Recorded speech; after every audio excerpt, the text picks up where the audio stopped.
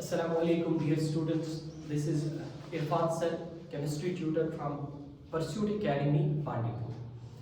तो बेटा आज हम डिस्कस करेंगे क्लास 12th चैप्टर सॉल्यूशन में एक टॉपिक है कॉलिगेटिव प्रॉपर्टीज। सॉल्यूशन की कॉलिगेटिव प्रॉपर्टीज उन्हीं प्रॉपर्टीज में है आज हम डिस्कस करेंगे, that is elevation in boiling point. Sir colligative properties वो प्रॉपर्टीज होती हैं जो अमाउंट ऑफ सॉल्यूट चेंज करने से चेंज हो जाती है। और दूसरी बात यह है कॉलिगेटिव प्रॉपर्टी हम उन सॉल्यूशंस के लिए डिफाइन करते हैं जिन सॉल्यूशंस में सॉल्वेंट वोलाटाइल होता है और सॉल्यूट नॉन वोलाटाइल होता है। इसका मतलब सर अगर हम सॉल्यूट का अमाउंट चेंज करते जाएंगे तो इन प्रॉपर्टीज का वैल्यू भी चेंज होता है। उन्हीं प्रॉपर्टीज को हम कॉलिगेटिव प्रॉपर्टीज बोलते हैं। उन्हीं प्रॉपर्टीज में एक प्रॉपर्टी है that is elevation in boiling point. तो इसका मतलब क्या है sir? Elevation in boiling point का मतलब यह है कि अगर आप सॉल्यूट का अमाउंट बढ़ाते जाओगे तो सॉल्यूशन का जो बॉइलिंग पॉइंट है वो इंक्रीज करता जाएगा। इसी को हम एलिवेशन इन बॉइलिंग पॉइंट बोलते हैं। अब इसी को हमें समझना है कि कैसे इंक्रीज कर जाता है। तो एज्यूम करता हूं मैंने एक बर्तन लिया, उस बर्तन में मैंने पानी लिया,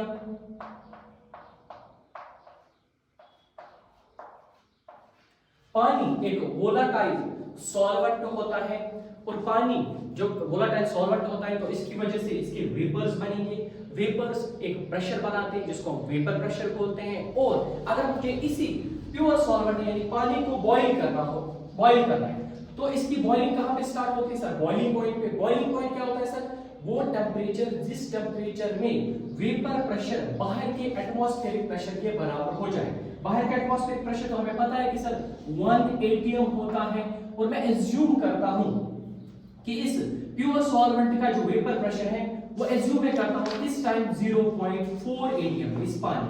अब मुझे इस पानी को बॉईल करना है तो इसकी बॉइलिंग कहां पे स्टार्ट होगी सर? बॉइलिंग पॉइंट पे। बॉइलिंग पॉइंट कौन सा टेंपरेचर होता है? वो टेंपरेचर जिस टेंपरेचर में अंदर का जो वेपर प्रेशर है वो बाहर के एटमॉस्फेरिक प्रेशर के बराबर हो जाए। तो सर जब मैं इसको हीट करूंगा, हीट की वजह से इस पानी का जो टेंपरेचर है वो इंक्रीज कर जाएगा जिस वजह से वेपर प्रेशर भी इंक्रीज करता है। इस चीज को हमने पहले ही डिस्कस किया है। क्लासियस-क्रेपियोन इक्वेशन में हमने समझा है कि किस तरह से टेंपरेचर चेंज करने से वेपर प्रेशर भी चेंज होता है।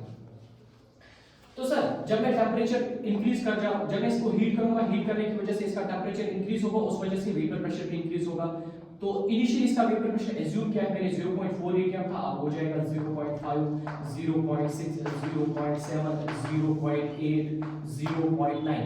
जब इसका वेपर प्रेशर 1 atm हो जाएगा तब इस पानी की बॉइलिंग स्टार्ट हो जाएगी और वो टेंपरेचर देखा गया है 100 डिग्री सेल्सियस के बराबर होता है। यानी कि 100 डिग्री सेल्सियस पे पानी का जो वेपर प्रेशर होता है वो बाहर के एटमॉस्फेरिक प्रेशर के बराबर हो जाता है। तो उसी टेंपरेचर पे इस प्योर सॉल्वेंट यानी पानी की बॉइलिंग स्टार्ट होती है। अब सर अब अगर मैं इस पानी के अंदर नॉन वोलाटाइल सॉल्यूट ऐड करूं, एज्यूम करता हूं मैंने नमक यानी कि NaCl को ऐड किया, तो क्या होगा सर? NaCl ऐड करने से जो पानी के जो सरफेस पे कुछ सॉल्वेंट मॉलिक्यूल्स जो हैं वो रिप्लेस कर जाएंगे सोडियम क्लोराइड के मॉलिक्यूल से। इसका मतलब सर अगर मैं इसका यूनिट एरिया ले लूं तो यूनिट एरिया के अंदर अब सॉल्वेंट मॉलिक्यूल्स कुछ रिप्लेस हो जाएंगे सॉल्यूट मॉलिक्यूल से। इसका मतलब अब मेरे पास कम ही सॉल्वेंट मॉलिक्यूल्स अवेलेबल होंगे जो वेपर्स में कन्वर्ट होंगे। तो इसका मतलब नॉन वोलाटाइल सॉल्यूट ऐड करने से इस प्योर सॉल्वेंट का यानी कि अभी प्योर सॉल्वेंट सॉल्यूशन में कन्वर्ट हो जाएगा क्योंकि इसके अंदर आप नमक आ गया है। तो इसका मतलब इस सॉल्यूशन का वेपर प्रेशर डिक्रीज हो जाएगा। अब मुझे इसी सॉल्यूशन को बॉईल करना है तो सर बॉइलिंग कहां पे स्टार्ट होगी? जिस टेंपरेचर पे वेपर प्रेशर बाहर के एटमॉस्फेरिक प्रेशर के बराबर हो जाएगा। सर जब मैंने इसके अंदर sodium chloride non volatile solute को ऐड किया तो उस वजह से इस प्योर सॉल्वेंट या सॉल्यूशन का जो वेपर प्रेशर है वो डिक्रीज हो गया। अब अगर वेपर प्रेशर डिक्रीज हो गया, एज्यूम मैं करता हूं कि इसका वेपर प्रेशर अब 0.2 atm हो गया। अब मुझे इसको बॉईल करना है, तो इसकी बॉइलिंग कहां पे स्टार्ट होगी? अब इस सॉल्यूशन को मुझे बॉईल करना है जिसके अंदर अब सॉल्वेंट भी है और नमक भी है, NaCl भी है। अब मुझे इस सॉल्यूशन को बॉईल करना है, तो बॉईल करने के लिए मैं इसको हीट सप्लाई करूंगा। तो हीट सप्लाई करने से इस सॉल्यूशन का जो तापमान होगा वो इंक्रीज कर जाएगा और ऊपर वेपर्स बनते जाएंगे, वेपर्स बनते जाएंगे। यानी कि सर इसका वेपर प्रेशर इंक्रीज करता जाएगा, करता जाएगा, करता जाएगा। जब वेपर प्रेशर इंक्रीज करता जाएगा, करता जाएगा, जब वेपर प्रेशर 1 atm के बराबर हो जाएगा, जो कि बाहर के एटमॉस्फेरिक के प्रेशर के बराबर होगा, तब इस सॉल्यूशन की बॉइलिंग स्टार्ट होगी।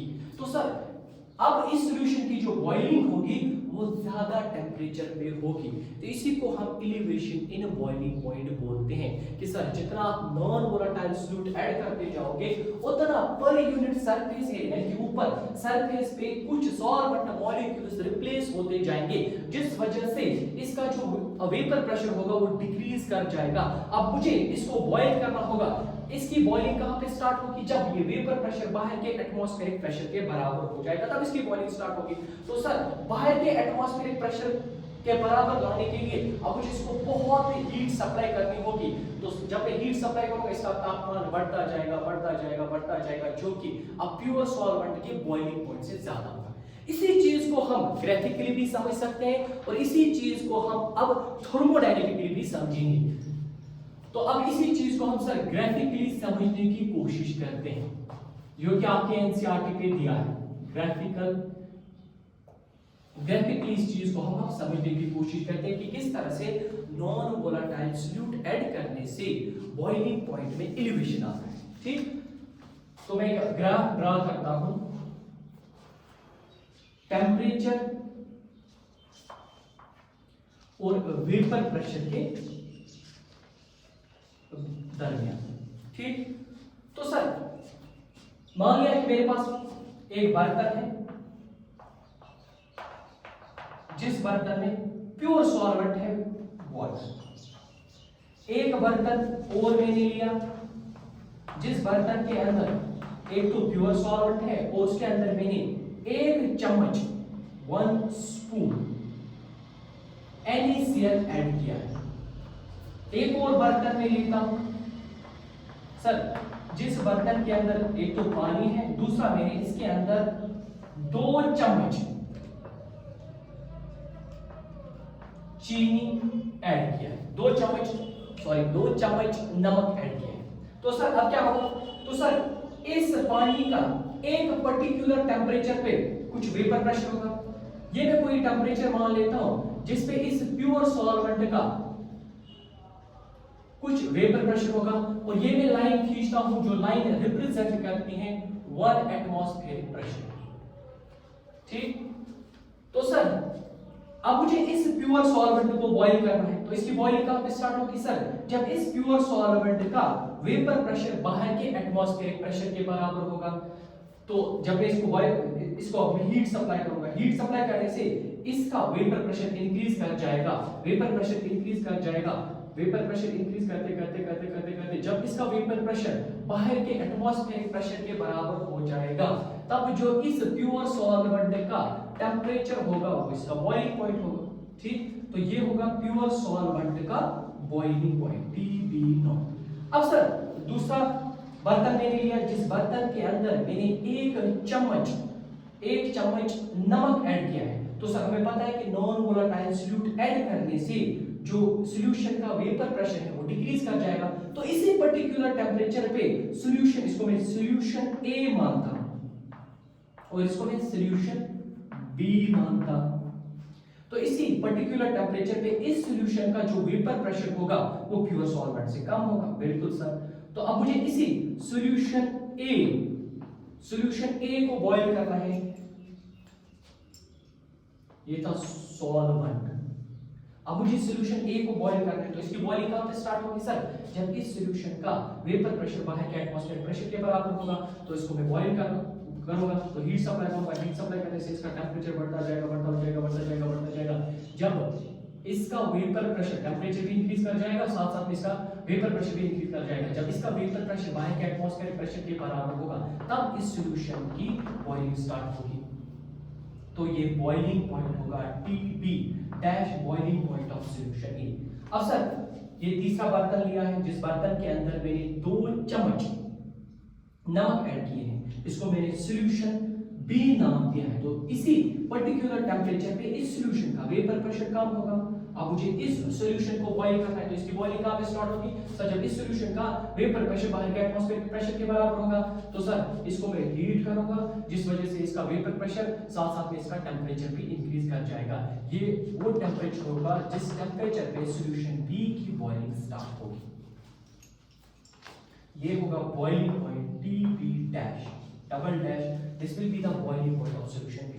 अब देखो कि सर मैंने जब मैंने एक चम्मच नमक ऐड किया तो ये जो बॉइलिंग पॉइंट में जो डिफरेंस आ रहा है, इसी डिफरेंस को हम एलिवेशन इन बॉइलिंग बोलते हैं, दैट इज डेल्टा TB, जो कि बराबर होता है A boiling point of solution minus boiling point of pure solvent. Sir जब मैंने 2 चम्मच नमक इसके अंदर ऐड किए तो सर देखिए एलिवेशन बॉइलिंग पॉइंट में कितना एलिवेशन आ रहा है। सर जितना हम नमक बढ़ाते जाएंगे उतना बॉइलिंग पॉइंट में एलिवेशन आ रहा है। इसी प्रॉपर्टी को हम कॉलिगेटिव प्रॉपर्टी बोलते हैं। वो प्रॉपर्टी जो अमाउंट ऑफ सॉल्यूट चेंज करने से चेंज होती है, उन्हीं प्रॉपर्टीज को हम कॉलिगेटिव प्रॉपर्टीज बोलते हैं। सर यहाँ से तो हमें क्लियरली समझ में आ रहा है जितना आप नमक बढ़ाते जाओगे उतना बॉइलिंग पॉइंट में एलिवेशन होगा। इसी प्रॉपर्टी को हम कॉलिगेटिव प्रॉपर्टी बोलते हैं। ठीक, इसी चीज को हम थर्मोडायनेमिकली भी समझ सकते हैं। चलिए हम वो भी डिस्कस करते हैं कि थर्मोडायनेमिकली हम किस तरह से इसको एक्सप्लेन करेंगे कि किस तरह से किस तरह से अमाउंट ऑफ सॉल्यूट बढ़ाने से बॉइलिंग पॉइंट में एलिवेशन आता है। इसी चीज को मैं आप थर्मोडायनेमिकली भी डिस्कस करूंगा।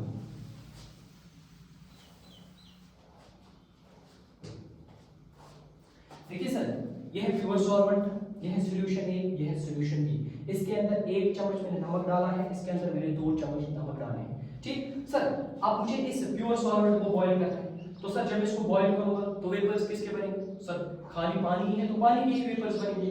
अब अगर मैं सॉल्यूशन ए को बॉईल करूंगा तो उड़ेगा क्या, तो उसमें भी सर सिर्फ पानी ही उड़ेगा, क्योंकि नमक जो होता है वो नॉन वोलेटाइल होता है। इसका मतलब इसमें भी पानी उड़ेगा, इसमें भी वेपर्स पानी के ही बनेगी। अब अगर मैं सॉल्यूशन बी को भी बॉईल करूंगा तो उसमें क्या होगा सर, सॉल्यूशन बी के अंदर भी ही पानी उड़ेगा, यानी पानी के ही वेपर्स बनेंगे।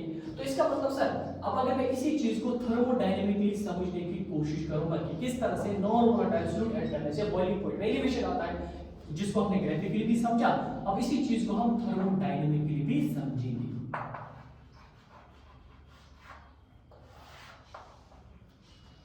तो सर अब इन्हीं तीनों केसेस को लेकर मैं आपको ये समझाऊंगा कि किस तरह से अमाउंट ऑफ सॉल्यूट और ऐड करने से जो बॉइलिंग पॉइंट में एलिवेशन आता है, बॉइलिंग पॉइंट में जो कि बॉइलिंग पॉइंट इंक्रीज कर जाता है, इसी चीज को हम समझेंगे यहाँ पर थर्मोडायनेमिक्स। सर देखिए तीनों केसेस में जो वेपर्स हैं वो किसके बनेंगे सर, पानी के ही बनेंगे, चाहे आप प्योर सॉल्वेंट लो, सॉल्यूशन ए लो या सॉल्यूशन बी लो, तीनों केसेस में उड़ेगा क्या, पानी। तो इसका मतलब सर इसको मैं रिएक्टेंट मान लेता हूं, जो ये लिक्विड फेज है इसको मैं रिएक्टेंट मान लेता हूं, और जो वेपर्स बनेंगे उसको मैं प्रोडक्ट मान लेता हूं। बिल्कुल ठीक है बेटा।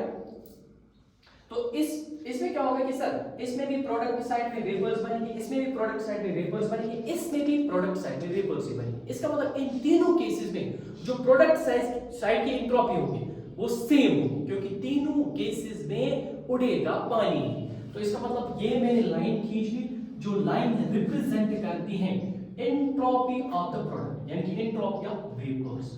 तीनों केसेस में जो वेपर्स बनेंगे वो पानी के ही बनेंगे, तो तीनों केसेस में जो एंट्रोपी प्रोडक्ट साइड की वो होगी सेम होगी, कि वेपर साइड की एंट्रोपी सेम होगी।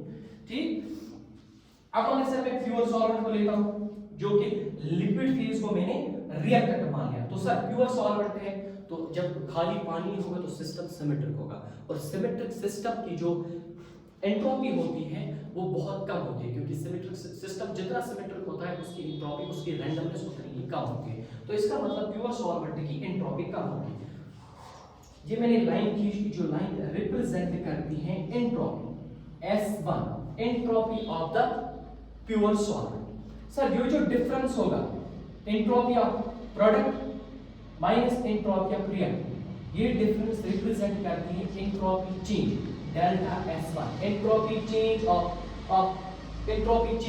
ऑफ सॉल्वेंट टू जब ये वेपर्स में कन्वर्ट होगा। ठीक सर, जब हमने इस प्योर सॉल्वेंट के अंदर 1 चम्मच नमक ऐड किया तो उस वजह से ये जो सिस्टम होगा ये अब सिस्टम अनसिमेट्रिक होगा। अब अनसिमेट्रिक सिस्टम की एंट्रोपी ज्यादा होगी, तो इसका मतलब सॉल्यूशन ए जो है उसकी एंट्रोपी प्योर सॉल्वेंट से ज्यादा होगी। तो ये था प्योर सॉल्वेंट की एंट्रोपी, ये होगी सॉल्यूशन ए की एंट्रोपी, ये है सॉल्यूशन ए की एंट्रोपी। और ये जो डिफरेंस आता है entropy of product and entropy of reactant, ये होगी एंट्रोपी चेंज। इसमें इसको मैं डेल्टा S2 से रिप्रेजेंट करता हूं सॉल्यूशन ए के केस में। सर जब मैंने 2 चम्मच चीनी ऐड की तो 2 चम्मच चीनी ऐड करने से जो सिस्टम की में रैंडमनेस वो और इंक्रीज कर जाएगी। अगर रैंडमनेस इंक्रीज कर जाएगी तो सर एंट्रोपी भी इंक्रीज कर जाएगी। तो सर इसका मतलब सॉल्यूशन बी की एंट्रोपी जो होगी वो प्योर सॉल्वेंट और सॉल्यूशन ए से ज्यादा होगी। तो ये होगी entropy of solution B, this will be the entropy of solution B. और ये जो डिफरेंस है this is the entropy change, entropy of solution, entropy of reactant and entropy difference of entropy of reactant और product के बीच में जो entropy का डिफरेंस आएगा ये होगी entropy change delta S3। This will be the entropy change जब मैंने 2 चम्मच नमक इसके अंदर ऐड किए। अब सर अब मुझे इन तीनों बर्तनों को आग लगाकर बॉइल करना है। बॉइलिंग कहां पे होती है सर? बॉइलिंग कहां पे होती है? इक्विलिब्रियम पे होती है। जब क्योंकि हम वेपर प्रेशर तो हम इक्विलिब्रियम पे ही डिफाइन करते हैं, तो इसका मतलब बॉइलिंग भी इक्विलिब्रियम पे ही होती है।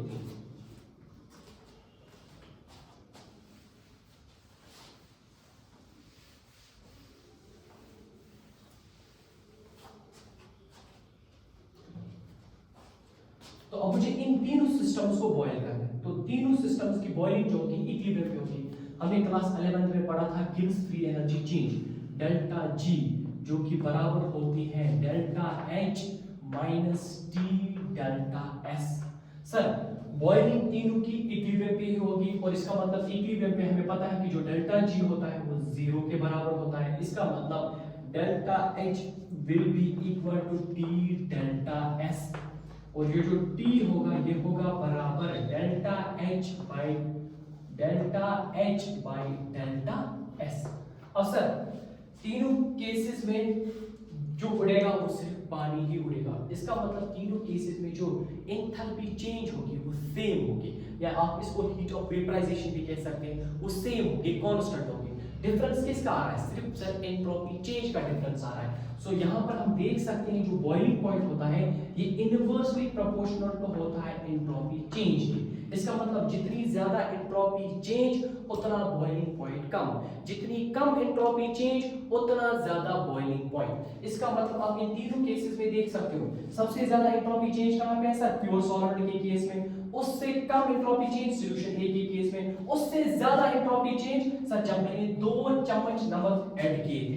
इसका मतलब जितना ज्यादा मैं अमाउंट सॉल्यूट का बढ़ाता जाऊंगा उतना ज्यादा एंट्रोपी चेंज कम होता जाएगा। एंट्रोपी चेंज कम उतना ज्यादा सॉल्यूशन का बॉइलिंग पॉइंट भी इंक्रीज कर जाएगा। तो यहां से भी ये प्रूफ होता है कि जितना अमाउंट ऑफ सॉल्यूट बढ़ाते जाओगे उतना ज्यादा बॉइलिंग पॉइंट में एलिवेशन आता है। इसका मतलब सर एंट्रोपी चेंज सबसे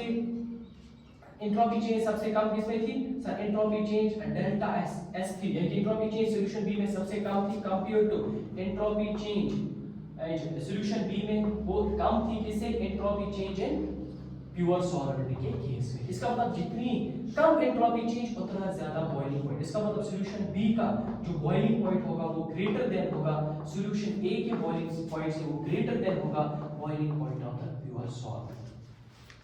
तो यहां से हमने ग्राफिकली भी ये प्रूव किया और थर्मोडायनेमिकली भी हमने ये चीज प्रूव की कि सर जितना आप अमाउंट ऑफ सॉल्यूट बढ़ाते जाओगे उतना ज्यादा बॉइलिंग पॉइंट में एलिवेशन आता है। तो यही होती है क्वालिटेटिव प्रॉपर्टीज जो अमाउंट ऑफ सॉल्यूट चेंज करने से चेंज होती है। देखियो एलिवेशन में भी चेंज आ रहा है जब आप अमाउंट ऑफ सॉल्यूट चेंज करते हैं। ठीक, अब सर अब आपको मुझे इसी एलिवेशन ऑफ बॉइलिंग पॉइंट को कैलकुलेट करना होगा। तो कैसे कैलकुलेट करना होगा? तो इसके लिए फॉर्मूलाज होंगे जिस पे हमें क्वेश्चन भी देते हैं और बड़े आसान सवाल होते हैं। अब इसको मैं आपको करता हूँ, ये चीज आपको अच्छे से आप समझ में आई होगी।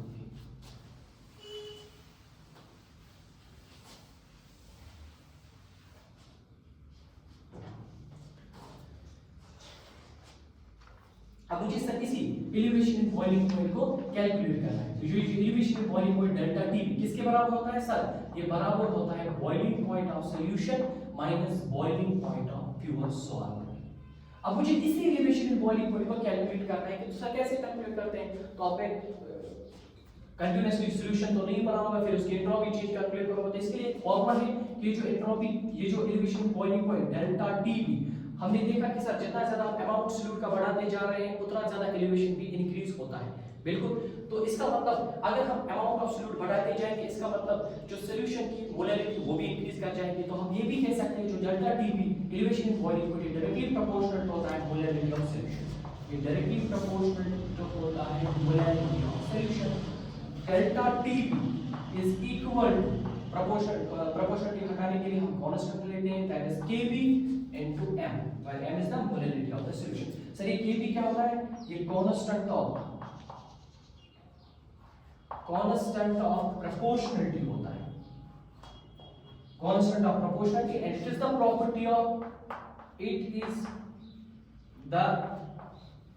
Property of solvent on. ये सिर्फ डिपेंड करता है सॉल्वेंट पे। तो हम डिफरेंट सॉल्वेंट्स के लिए इस Kb को भी कैलकुलेट कर सकते हैं। डिफरेंट सॉल्वेंट्स के लिए भी इस Kb को कैलकुलेट कर सकते हैं। तो इसके लिए फॉर्मूला है, जो Kb होता है ये बराबर होता है mRT0² divide by delta H into 1000। Sir m ये होता है मोलर मास ऑफ सॉल्वेंट। आज आपको पता है यूनिवर्सल गैस कांस्टेंट,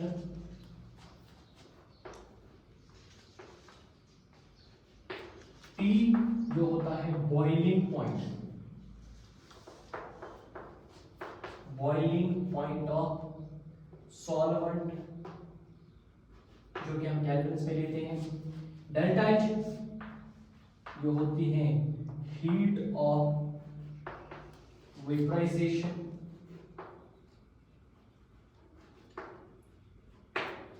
ये वैल्यूज आपको दिए होंगे। आप किसी भी सॉल्वेंट के लिए उसका Kb भी कैलकुलेट इजीली कर सकते हो। इस पे भी न्यूमेरिकल आता है, मोलर मास सॉल्वेंट दिया जाता है, सॉल्वेंट का मोलर मास भी प्रोवाइड करते हैं। R आपको पता है यूनिवर्सल गैस कांस्टेंट। अब R का वैल्यू क्या लेना है सर? R का वैल्यू तो डिसाइड डेल्टा H ही करेगा ना। अगर डेल्टा H कैलोरीज में होगा तो R का वैल्यू हम 2 लेंगे, अगर डेल्टा H जूल्स में होगा तो R का वैल्यू 8.314 के बराबर लेंगे। डिपेंड करता है कि जो डेल्टा H का यूनिट होगा उसी से हम R का वैल्यू डिसाइड करेंगे कि R का वैल्यू क्या लेना है। ठीक। तो सर इसी क्वालिटेटिव प्रॉपर्टी को यूज करके हम किसी भी सॉल्यूट का मोलर मास भी निकाल सकते हैं। अब मैं इस मोलैरिटी को ओपन कर दूं तो डेल्टा टीबी बराबर होता है Kb इनटू मोलैरिटी। आपको पता है sir weight of solute divided by molar mass of solute into 1000 divided by weight of solvent in grams. ये होती है मोलैरिटी। आपको डेल्टा टीबी दिया जाएगा, वेट ऑफ सॉल्यूट भी दिया जाएगा, वेट ऑफ सॉल्वेंट भी दिया जाएगा, Kb भी दिया जाएगा, और आपसे पूछा जाएगा calculate molar mass of solute. या सवाल में ऐसे डेल्टा टीबी कैलकुलेट कराया जाएगा, या सवाल में कभी सॉल्यूट भी दिया जाएगा, उसका वेट, उसका मोलर मास भी आपको ढूंढना होगा, वेट ऑफ सॉल्वेंट भी दिया जाएगा, और आपसे सॉल्यूशन का बॉइलिंग पॉइंट पूछा जाएगा। तो आप यहाँ से डेल्टा टीबी कैलकुलेट करना, डेल्टा टीबी को यहाँ पुट कर देना, यहाँ से आप बॉइलिंग पॉइंट ऑफ सॉल्यूशन भी निकाल सकते हो। प्योर सॉल्वेंट का तो बॉइलिंग पॉइंट हमें पता होता है, ज्यादातर ये पानी को ही यूज करते हैं, उसका बॉइलिंग पॉइंट 100 डिग्री होता है, और यहाँ से डेल्टा टीबी को यूज करके आप बॉइलिंग पॉइंट ऑफ सॉल्यूशन भी निकाल सकते हो। बहुत आसान न्यूमेरिकल्स आते हैं इस पे, कभी डेल्टा टीबी पूछेगा, कभी टीबी पूछेगा, कभी एमडी पूछेगा, कभी डेल्टा भी पूछेगा। इतना तो आपको पता है कि इक्वेशन